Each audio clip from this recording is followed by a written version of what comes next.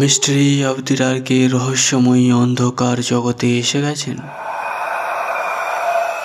তাহলে শুনতে থাকুন আজকের গল্প। এইচ.পি. লাভক্রাফটের গল্প অবলম্বনে নরকের দরজা। গল্পটি শোনার আগে সাবস্ক্রাইব করুন আমাদের নতুন ইউটিউব চ্যানেলটিকে।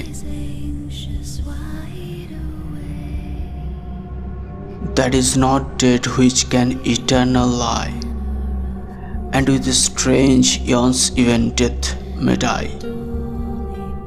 কথাগুলো শুনলেই কেমন যেন ভয় করে। পৃথিবীর গভীর নিকষ অন্ধকারে এমন কিছু আতঙ্ক লুকিয়ে আছে যা আজও মানব সভ্যতার নাগালের বাইরে। শুনতে থাকুন আজকের গল্প। এইচ.পি. লাভক্রাফটের গল্প অবলম্বনে নরকের দরজা।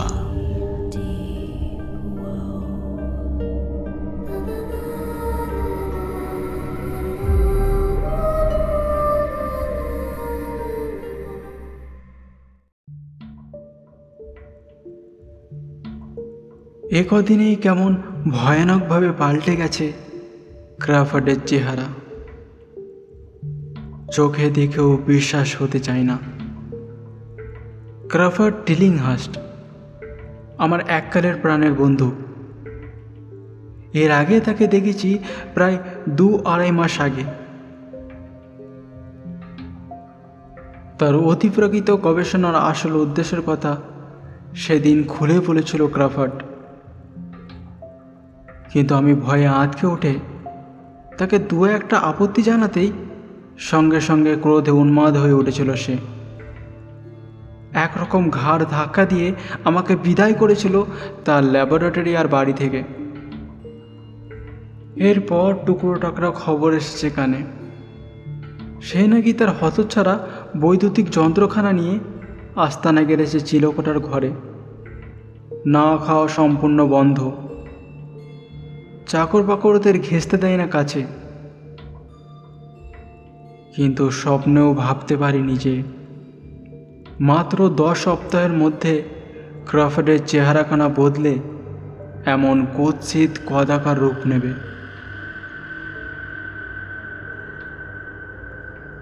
তার আগের তাগড়াই শরীরটা শুকিয়ে কাঠি হয়ে গেছে।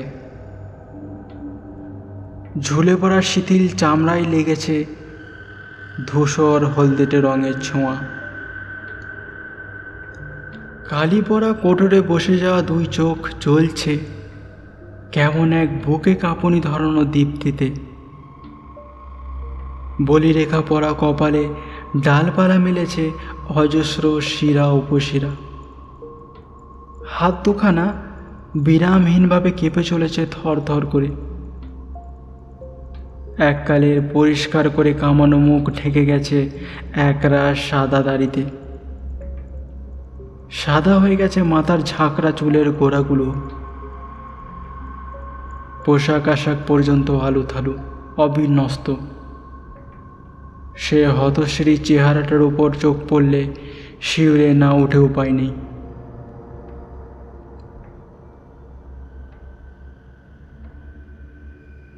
মাস কয়েকের বিচ্ছেদের পর ক্রাফোর্ডের অসংলগ্ন ভাষায় লেখা চিঠিখানা পেয়ে সে রাতে যখন তার বেনভেলেন্ট স্ট্রিটের বাড়ির দরজায় গিয়ে দাঁড়ালাম, তখন এই কদাকার মূর্তিতেই দর্শন পেলাম তার। ক্রাফোর্ডের হাতে মোমবাতি, সারা শরীর কাঁপছে ঠকঠক করে।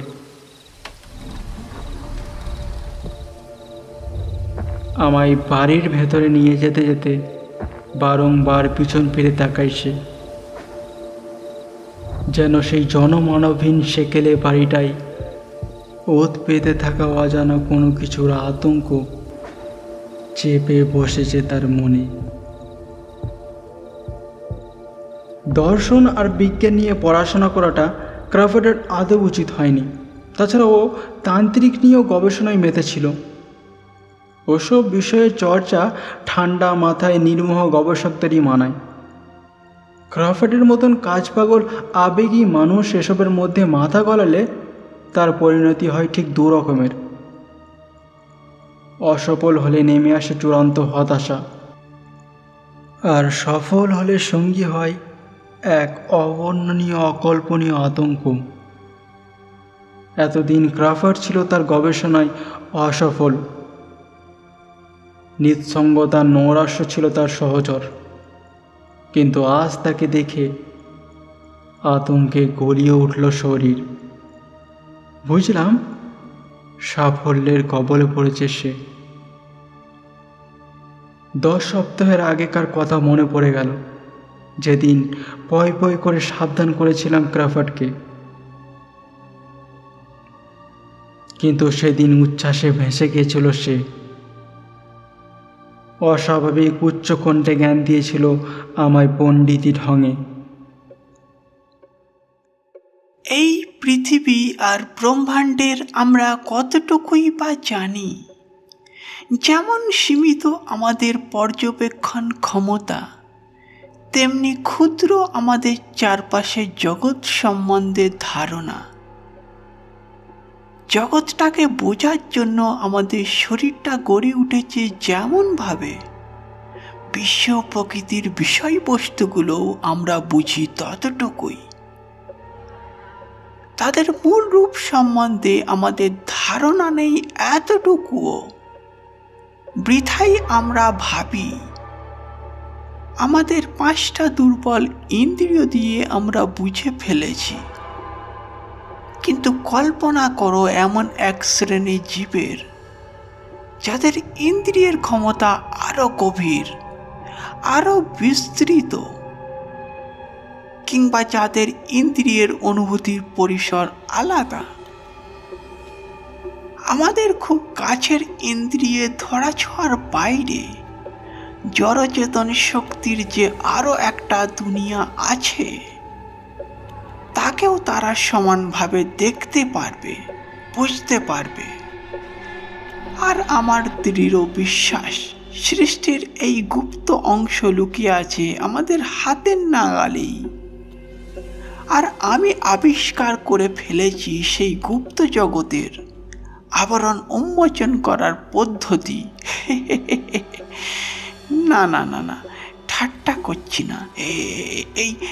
এই যন্ত্রটা দেখো।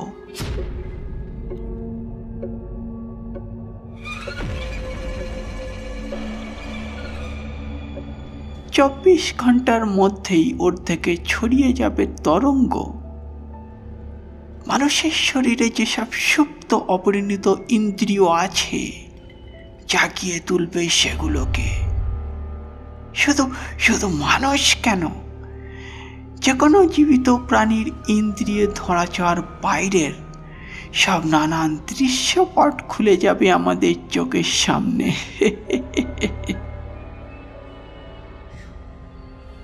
যা দেখে কেঁদে ওঠে কুকুরে, মাঝরাতে যা দেখে কান খাড়া করে ফেলে বেড়ালে, দেখতে পাবো সেই সব জিনিস। দেখতে পাবো এমন সব আরো কিছু জিনিস যা আজ পর্যন্ত নজরে পড়েনি কোনো জীবিত প্রাণীর। টপকে যাব স্থান কাল মাত্রা, শরীর না নড়িয়েই ডুব দেব সৃষ্টি রহস্যের অতলে।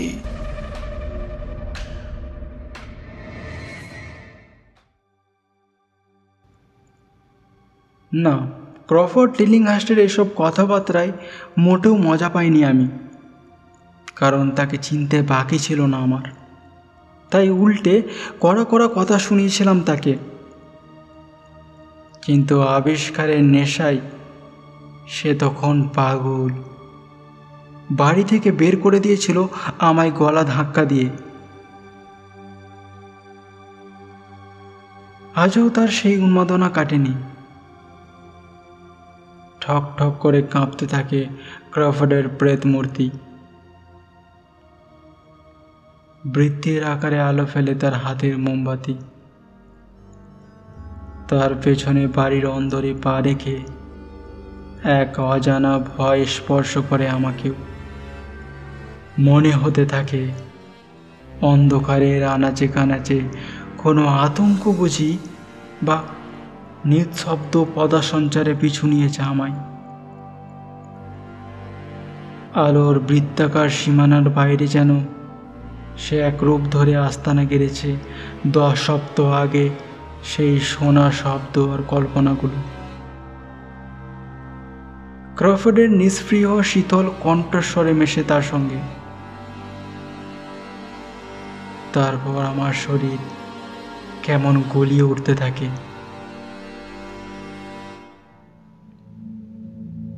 কাজের লোকগুলো থাকলেও তবু খানিকটা স্বস্তি পাওয়া যেত, কিন্তু ক্রফোর্ডের কাছে শুনলাম তারা নাকি বিদায় নিয়েছে 3 আগে। গতবার ক্রফোর্ড খেপে উঠে আমাকে গলা ধাক্কা দেওয়ার পর থেকে বুড়ো গ্রেগরি যাই হোক আমাকে কিছু খবর দিত,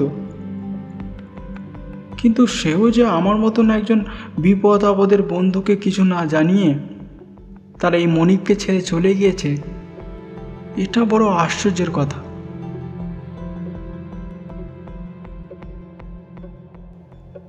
হঠাৎ তলব করার কারণটা সঠিক বুঝতে পারছিলাম না বটে, কিন্তু আন্দাজ করতে পারছিলাম অচিরেই ক্রফোর্ড আমাকে শোনাতে চলেছে কোনো চমক লাগানো রহস্য কিংবা আবিষ্কারের কথা। অতএব খানিকক্ষণের মধ্যেই ঘুচে গেল ভয় আর আতঙ্ক, উল্টে মাথাচাড়া দিয়ে উঠল কৌতূহল আর অধীর আগ্রহ। কল্পনার জগতেরও বাইরে সেই বিষয় নিয়ে বেহিসাবি অনুসন্ধানের বিরুদ্ধে দিন কয়েক আগে সরব হয়েছিলাম আমিও, কিন্তু আজ যখন ক্রফোর্ড অনেক মূল্যে এগিয়ে সেই সাফল্যের পথে, তখন তার এই অদম্য উদ্দীপনা যেন স্পর্শ করল আমাকেও। তার এই সাফল্যের পেছনে তন্ত্রমন্ত্রের অনেকখানি হাত আছে। ঠক ঠক করে কেঁপে ওঠে ক্রফোর্ডের অমানসিক চেহারা। দুলতে থাকে তার হাতের মোমের আলো।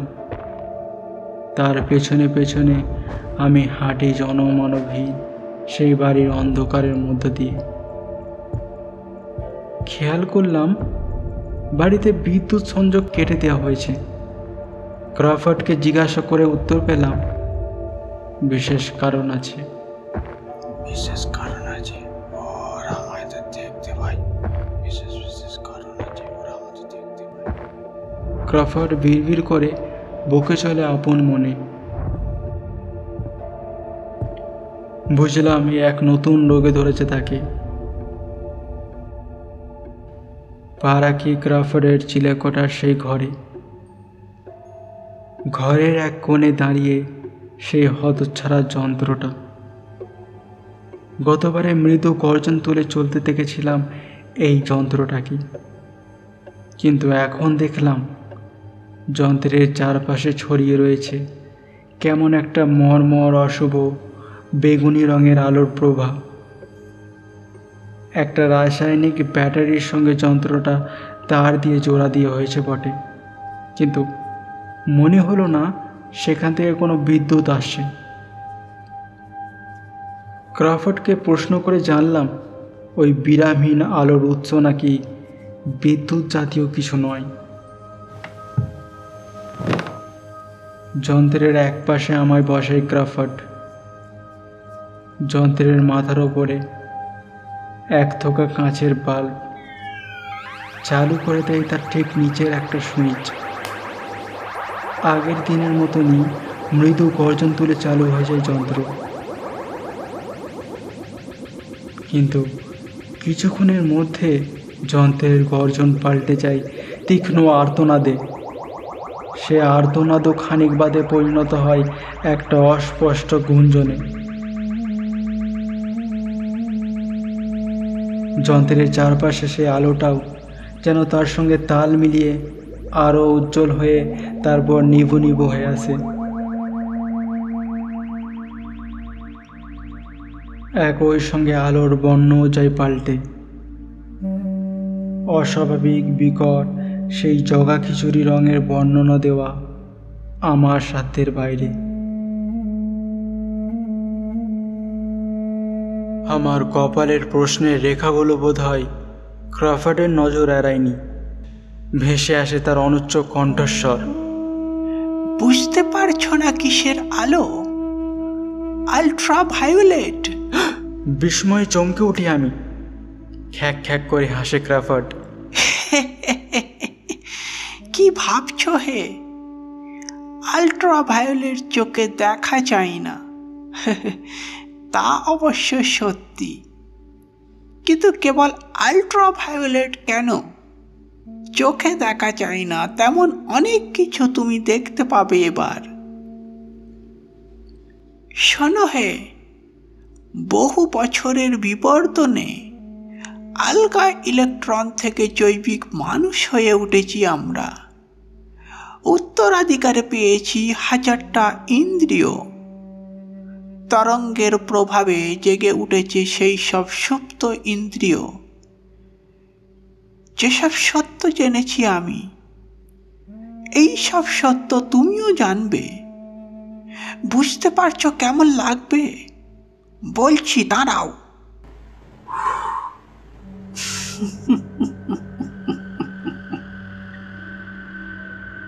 ফোঁ দিয়ে মোমবাতি নিভিয়ে দেয় ক্রফোর্ড। আমার উল্টো দিকে বসে আমার চোখের দিকে তাকায় বীভৎস দৃষ্টিতে।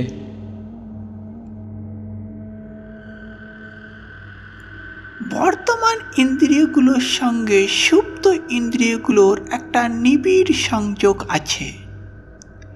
অতএব প্রথমে নানান সংকেত পাবে এগুলো থেকেই। শুরু হবে কান দিয়ে, তারপর পালা আসবে অন্য ইন্দ্রিয়গুলোর। পিনিয়াল গ্ল্যান্ডের কথা নিশ্চয়ই তুমি শুনেছ। ওটা হলো ইন্দ্রিয়ের ইন্দ্রিয়। নিজে পরখ করে দেখেছি,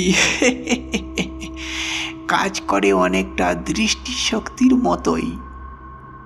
মস্তিষ্কে ছবি পাঠাই, ওভাবেই প্রমাণ পাবে তুমি, পরপারের প্রমাণ। চুপ করে যায় ক্রফোর্ড। চারপাশে তাকায় সেই সুযোগে। বিশাল ঘরখানার দক্ষিণের দেওয়ালটা ঢালু। সেটাই পড়েছে এমন একটা ম্লান আলো যেটা নিত্যদিনের দৃষ্টিতে ধরা পড়ার কথা নয়। ঘরের কোণগুলো ঢাকা পড়েছে ছাওয়ায়। ঘর জুড়ে কেমন একটা কুয়াশাচ্ছন্ন অপ্রাকৃত পরিবেশ। সে পরিবেশ যেন কল্পনাকে টেনে নিয়ে গেল ঘোর প্রতীক চিহ্নে মোড়া কোনো এক অশরীরী জগতে। কেমন যেন মনে হতে লাগলো আমি বসে রয়েছি অদ্ভুত এক বিশাল মন্দিরে। তার কালো দেয়ালগুলো পাষাণ ফলকের সিক্ত মেঝে থেকে মেঘ অবধি উঠে হারিয়ে গেছে দৃষ্টির অন্তরালে। এই স্পষ্ট ছবিখানাও কিছুক্ষণের মধ্যেই ধীরে ধীরে মিলিয়ে গেল। ফুটে উঠল আরও এক ভয়ঙ্কর মানসচিত্র। চারপাশে যেন কেবল আদি অন্তহীন এক নিঃসঙ্গ শূন্যতা। শব্দহীন দৃশ্যবস্তুহীন সে শূন্যতায় যেন অস্তিত্ব নেই কোনো কিছুরই। শিউরে উঠলাম ছোট শিশুর মতনই। আতঙ্কে পেছনের পকেট থেকে টেনে বের করলাম বহুকালের সঙ্গী পিস্তলখানা।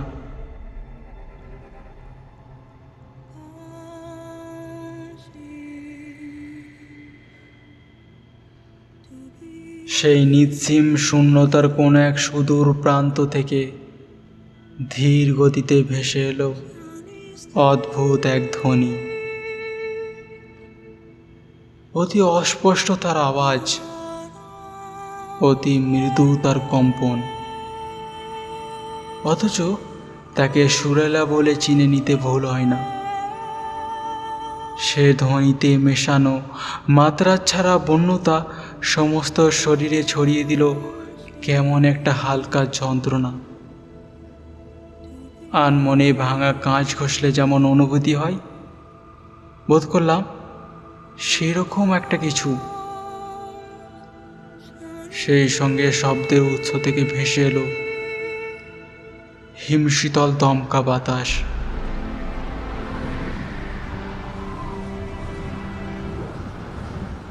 বয়ে গেল আমার পাশ দিয়ে। বসে রইলাম নিঃশ্বাস বন্ধ করে। বুঝতে পারলাম শব্দ আর বাতাস প্রকোপ বাড়ছে দুটোরই। মনে হতে লাগলো আমি যেন বাঁধা রয়েছি রেল লাইনের সঙ্গে, আর দূর থেকে ছুটে আসছে কোনো দানবিক ইঞ্জিন। ডাকতে গেলাম ক্রফার্ডকে, সঙ্গে সঙ্গে মিলিয়ে গেল সমস্ত অদ্ভুত অনুভূতি। ঘরের মৃন্ময় আলোয় নজরে পড়ল কেবল ক্রফার্ড আর তার যন্ত্রখানা। ক্রফার্ডের দৃষ্টি আমার হাতের পিস্তলের ওপর, মুখে তার রক্ত জল করা হাসি। তার ভাবভঙ্গি থেকে বুঝতে অসুবিধা হলো না যে আমি যা দেখেছি আর শুনেছি, সে দেখেছে শুনেছে তার চাইতে ঢের বেশি। কিন্তু আমার অভিজ্ঞতার কথা বলতে যেতেই আমাকে থামিয়ে দিল সঙ্গে সঙ্গে। যতটা সম্ভব চুপ করে থেকে বোঝার চেষ্টা করো, আর নড়াচড়া করো না। ভেবো না এই যন্ত্রের কিরণে কেবল আমরাই দেখতে পাই, ওর প্রভায় আমাদেরকেও দেখা যায়। চাকর বাকরগুলো বিদায় হয়েছে তো বলেইছি, কিন্তু কি করে হয়েছে তা কিন্তু তোমায় বলিনি। না, ওই মাথামোটা হাউসকিপার মিসেস আপডাইকে আমি পই পই করে মানা করেছিলাম আলো জ্বালাতে, শোনেনি। একতলায় আলো জ্বালানোর সঙ্গে সঙ্গে বিদ্যুতের তার আকর্ষণ করে নিয়েছিল অনুরূপ কম্পনকে। ফল হয়েছিল সাংঘাতিক। অন্য এক জগতে শব্দ আর দৃশ্যের মধ্যে ডুবে থেকেও এখান থেকে শুনতে পেয়েছিলাম মরণ চিৎকার। পরে দেখেছিলাম সারা বাড়িময় ছড়িয়ে ছিটিয়ে রয়েছে কেবল জামা কাপড়ের স্তূপ, কেউ নিস্তার পায়নি। মিসেস আপডাইকের জামা কাপড়গুলো সামনে হলঘরের সুইচের সামনেই পড়েছিল। সেটা থেকেই বুঝতে পারলাম আলোটা জ্বালাতে গিয়েছিল সেই। নড়াচড়া না করলে খানিকটা নিরাপদে থাকবে। মনে রেখো, যে ভয়ঙ্কর জগৎ নিয়ে আমরা ঘাঁটাঘাঁটি করছি, সেখানে আমরা দুর্বল, অসহায়। বলছি না নড়াচড়া একেবারে করো না, শেষ হয়ে যাবে একেবারে, বুঝলে? কিন্তু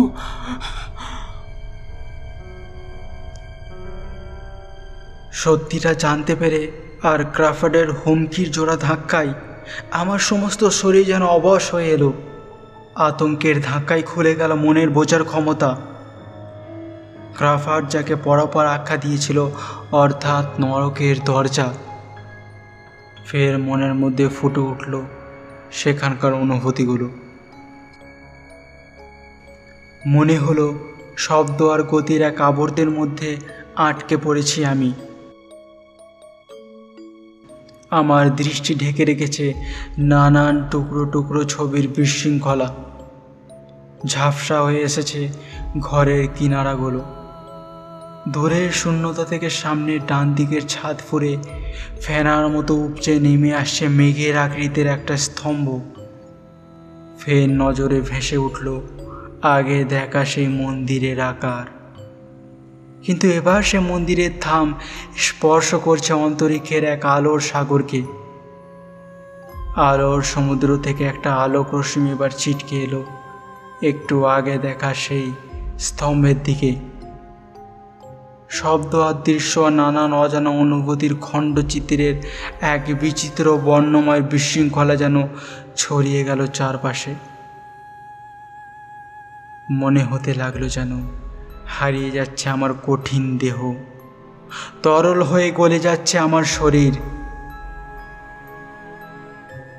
খানিক বাদে বুঝলাম চলে ফিরে বেড়াচ্ছে বিশাল দেহী সজীব কিছু, ছুঁয়ে যাচ্ছে আমার শরীর।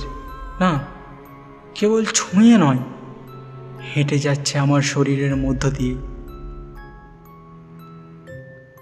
দেখলাম ক্রাফার্ড তাদের দিকে তাকিয়ে আছে এক দৃষ্টিতে।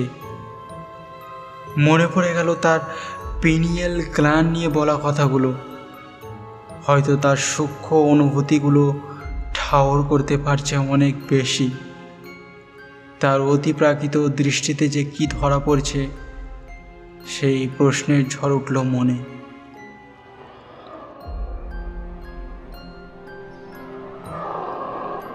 চেতন বস্তুগুলোর মধ্যে যে প্রাণীগুলো সর্বপ্রথম চোখে পড়ে তাদের কুৎসিত নিষ্কালো অবয়ব যেন জেলি দিয়ে গড়া, যন্ত্রের কম্পনের সঙ্গে তাল রেখে ধীর ধীর করে কাঁপে তাদের শরীরগুলো।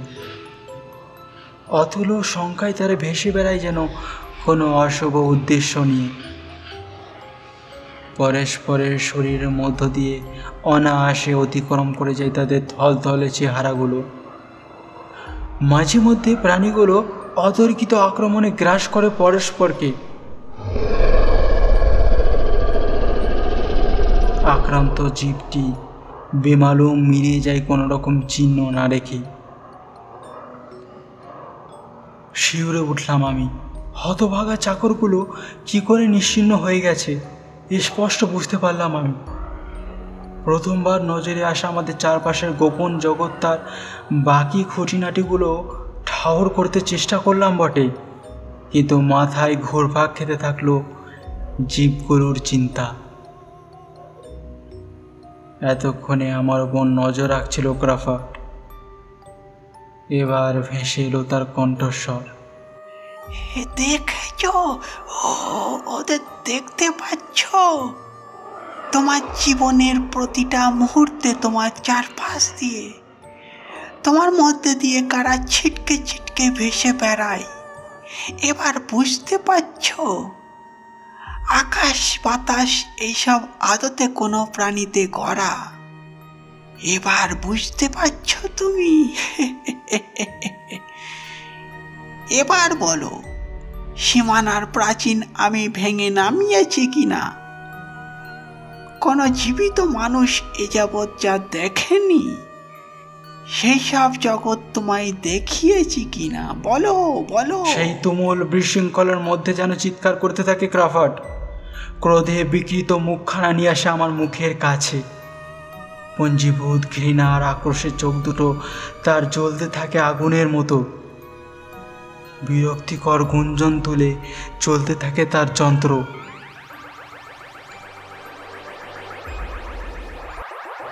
কি ভাবলে?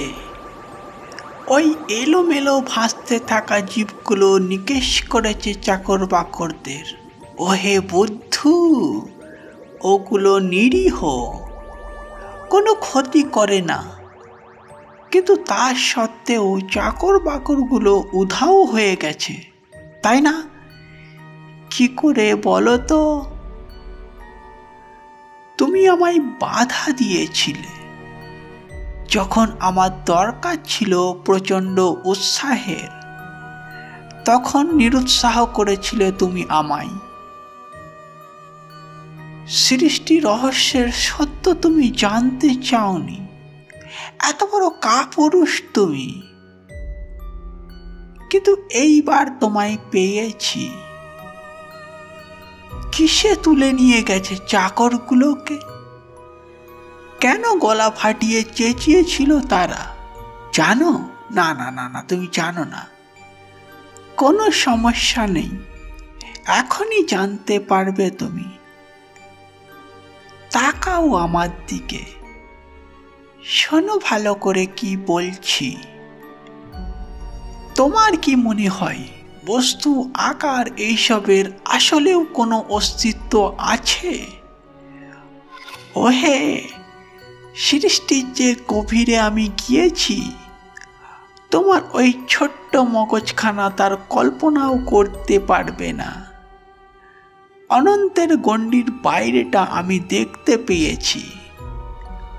নরক দরজা থেকে টেনে এনেছি দানবদের। এক এক পদক্ষেপে জগৎ থেকে জগৎ টপকে যারা মৃত্যু আর মাত্রা বিলয়, নিজের কাজে লাগিয়েছি সেই সব ছায়া শরীরকে। করায়ত্ত করেছি শূন্যতাকে, যারা মানুষকে গ্রাস করে, যাদের স্পর্শে মানুষ বিলীন হয়ে যায়। তারা সব আমাকে খুঁজে বেড়াচ্ছে বটে, কিন্তু তাদের কি করে এড়াতে হয় সেটা আমার জানা আছে। কিন্তু তুমি পড়বে তাদের খপ্পরে, বুঝেছ? যেমন চাকর বাকরগুলো পড়েছিল। দারুণ না? বলেছিলাম না, নড়াচড়া করাটা বিপজ্জনক। তোমায় এতক্ষণ নড়াচড়া না করতে দিয়েই আমি তোমাকে বাঁচিয়ে রেখেছি। হ্যাঁ, বাঁচিয়ে রেখেছি তোমায়, যাতে দেখতে পাও আরো অনেক কিছু, শুনতে পাও আমার কথা। নড়লে অনেক আগেই ওদের খপ্পরে পড়ে যেতে তুমি। তবে চিন্তা করো না, ওরা তোমাকে কোনো রকম যন্ত্রণা দেবে না। চাকরগুলো কষ্ট পেয়ে চিৎকার করেনি, চিৎকার করেছিল ওদের দেখে।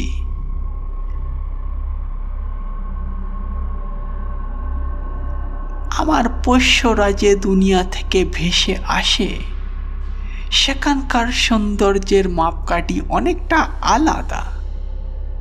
আমাদের চোখে ওদের চেহারাটা তাই বড় একটা সুন্দর লাগে না।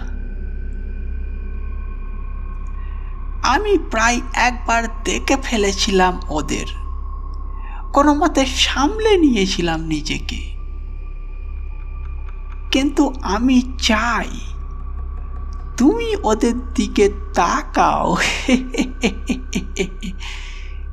চিন্তা করো না, বিলীন হয়ে যাওয়াটা মোটেই যন্ত্রণাদায়ক নয়। আরে তাকাও তাকাও, জানতে ইচ্ছে করছে না ওদের দেখতে কেমন লাগে? সাথে কি বলো, তুমি বিজ্ঞানিক নও, কাঁপছো, তুমি কাঁপছো। ভয় করছে না? আমার আবিষ্কার করা অন্যান্য জীবেদের দেখার আগ্রহে তুমি কাঁপছো। নড়ছো না কেন তাহলে? ক্লান্ত লাগছে?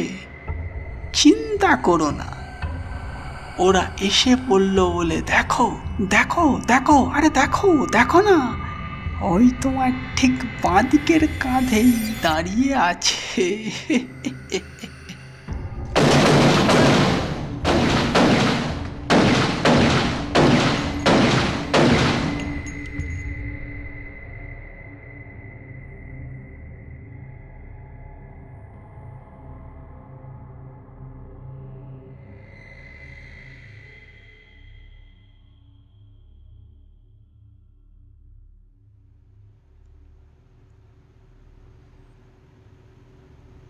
এর বাকি অংশটুকু সংক্ষিপ্ত, খবরের কাগজের কল্যাণে সেটুকু আপনাদের জানাবো। গুলির আওয়াজ পেয়ে পুলিশ আসে, দেখে ক্রাফার্ড মৃত, আর আমি পড়ে আছি অজ্ঞান অবস্থায়। পুলিশ প্রথমে আমায় গ্রেফতার করে, কারণ আমার হাতে পিস্তল ধরা ছিল। কিন্তু অনুসন্ধানের পর যখন দেখা গেল যে ক্রাফার্ড মারা গেছে মৃগী রোগে, আর গুলি লেগে চূর্ণ বিচূর্ণ হয়েছে কেবল যন্ত্রটা, তখন ঘন্টা তিনেকের মধ্যেই পুলিশ আমায় ছেড়ে দেয়। যা দেখেছি তার সবটুকু খোলাখুলি প্রকাশ করিনি। মনে হয়েছিল সবাই হয়তো আমার সেসব কথায় সন্দেহ করবে, কিন্তু যেটুকু বলেছিলাম সেটুকু শুনে ডাক্তার রায় দিয়েছিলেন যে খুনে পাগল ক্রাফার্ড নিঃসন্দেহে আমায় কোনোভাবে সম্মোহন করেছিল। ডাক্তারের কথা বিশ্বাস করতে পারলে হয়তো আমার ভালোই হতো। চারপাশের আকাশ বাতাসের কথা ভাবলেই মনে যে চিন্তাগুলো উঠে এসে কাঁপুনি ধরিয়ে দেয় প্রতিটি স্নায়ুতে, তার থেকে অন্তত রেহাই পাওয়া যেত। আমি যে একা আছি, আমার সে বোধ শক্তি চলে গেছে, চলে গেছে সব রকমের স্বাচ্ছন্দ্য বোধ। ক্লান্ত হয়ে পড়লে মনে হয় ভয়ঙ্কর কিছু তাড়া করে বেড়াচ্ছে আমায়, কিন্তু তাও ডাক্তারের কথা বিশ্বাস করতে পারি না, কেবল একটি মাত্র কারণে, যে চাকরগুলোকে ক্রাফার্ড টেলিংহার্স্ট খুন করেছে বলে অভিযোগ করা হয়, তাদের দেহগুলো আজ পর্যন্ত পুলিশ খুঁজে পায়নি।